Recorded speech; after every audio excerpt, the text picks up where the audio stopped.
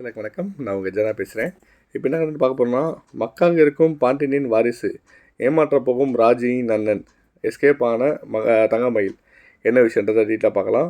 நம்ம விஜய் டிவியில் வந்து ஒளிபரப்பாகிட்டு இருக்க பாண்டியன் ஸ்டோர் 2 சீரியலில் வந்து அந்த கூட்டு குடும்பத்தின் முக்கியத்துவத்தையும் அது கண்டிப்பாக இருக்கணுன்றது அப்பாவின் கேரக்டரையும் வந்து அது எடுத்துரைக்கும் விதமாக இந்த சீரியல் வந்து மக்கள் மத்தியில் வந்து ஒரு நல்ல வரவேற்பு பெற்றிருக்குன்னு சொல்லலாம்.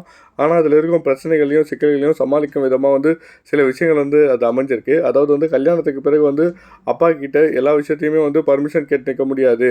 ஒரு கட்டத்துக்கு பிறகு வந்து எங்களையும் வந்து யோசித்து எங்களுக்கு என்ன தேவையோ எப்படி இருக்கணுமோ அதை நாங்கள் செஞ்சுக்கணுன்ற மாதிரி இருக்குது.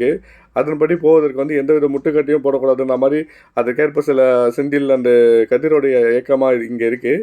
அதில் வந்து செந்தில் ஏகப்பட்ட வருத்தங்களாக இருந்தாலும் அதை மனதுக்குள்ளே வச்சுட்டு தான் இருக்காரு. அப்பாவை எதிர்த்து பேசாமல் சகித்துட்டு வாழ்றாரு. ஆனால் வந்து கதிர் தான் இப்படி தான் இருப்பேன், என் மனதில் வந்து பட்டதை நான் செய்வேன், யாருக்காகவும் எதற்காகவும் நான் என்னை மாற்றிக்க மாட்ட முடியாதுன்ற மாதிரி ஒரு விஷயத்த வந்து அப்பாவுக்கு எதிராகவே அவர் பண்ணிட்டு இருக்காரு. போலீஸ் ஸ்டேஷனை வந்து ஏந்து கூட்டிகிட்டு போயிடுறாங்க. இது வந்து பாண்டியனுக்கு வந்து பிடிக்கல.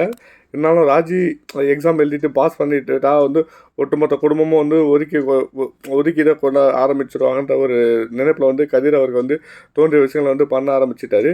என்ன இருந்தாலும் இது அவருடைய குடும்பம், இன்றைக்கி சண்டை வந்தாலும் நாளைக்கு வந்து சரியாயிட்டோன்ற வந்து ஏற்ப வாழ்ந்துட்டு இருக்காங்க.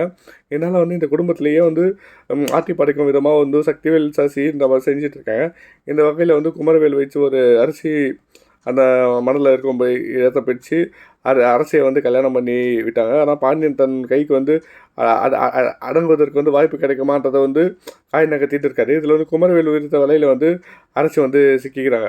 இந்த குமரவேலின் வந்து உண்மையான முகம் வந்து தெரியாமல் செந்தில் வீட்டில் வந்து இருக்கிறவங்களாம் வந்து குமரவேல் பற்றி சில நல்ல விஷயங்களை வந்து சொல்லியதால் வந்து அரசி மனசில் வந்து குமரவேல் பற்றி ஒரு நல்ல அபிப்பிராயம் வந்து வந்துட்டு இதை புரிஞ்சுக்கிட்டு வந்து குமரவேல் வந்து தொடர்ந்து அரசியை வந்து மனசில் இடம் பிடிக்க வந்து பல விஷயங்கள் செஞ்சிட்ருக்காரு.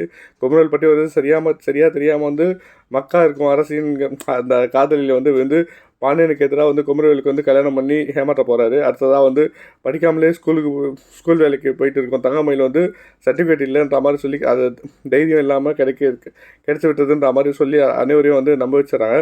இந்த மாதிரி சில விஷயங்கள் இங்கே அடுக்கடுக்காக போயிட்டுருக்கு. என்ன விஷயத்த எப்படி கொண்டு போய் நம்மளை என்டர்டெயின் பண்ணுறாங்கன்றதை ஃபைட் பண்ணி பார்த்துட்டு அதை பற்றி பேசுவோம். தேங்க்யூ.